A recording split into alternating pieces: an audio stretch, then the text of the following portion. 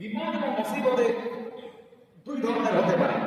একটা হচ্ছে যে আপনার উপরে মুসিবত আসলো, এটা আপনি মানুষকে জানাই দিলেন, তাদের কাছ থেকে সাহায্য কামনা করলেন, এটা জায়েজ। এটা কি জায়েজ?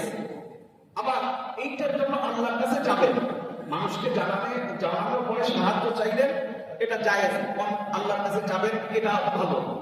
কিন্তু সমরুন জামিন যেটাকে বলা হয় সেটা হচ্ছে যে আপনি বিপদে আপদে মুসিবতে আপনি পড়ে গেছেন, এইটা কারো কাছে শেখায়াত না করে সির্ফ আল্লাহর কাছে যাওয়া, যে আমার রব আমি বিপদে পড়েছি, মুসিবতে পড়েছি, এটার থেকে রক্ষা করার একমাত্র যে ক্ষমতা এটা তোমার কাছে নিহিত, তুমি আমাকে বাঁচায় দাও, এটা হচ্ছে সরল জামিন। প্রকাশ না করে রবকে জানানো, এখনো বিপদ হয়েছে প্রকাশ না করে মানুষের কাছে না সাহায্য চেয়ে আল্লাহর কাছেই একমাত্র সাহায্য চাওয়া।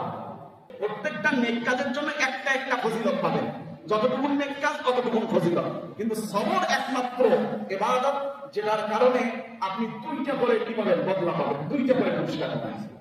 এজন্য সর্বাবস্থায় আমাদেরকে ধৈর্যশীল বান্দা হতে হবে। আল্লাহ রাব্বুল আলামিন তার ধৈর্যশীল বান্দাদের অন্তর্ভুক্ত আমাদেরকে করে নিয়ে আমিন।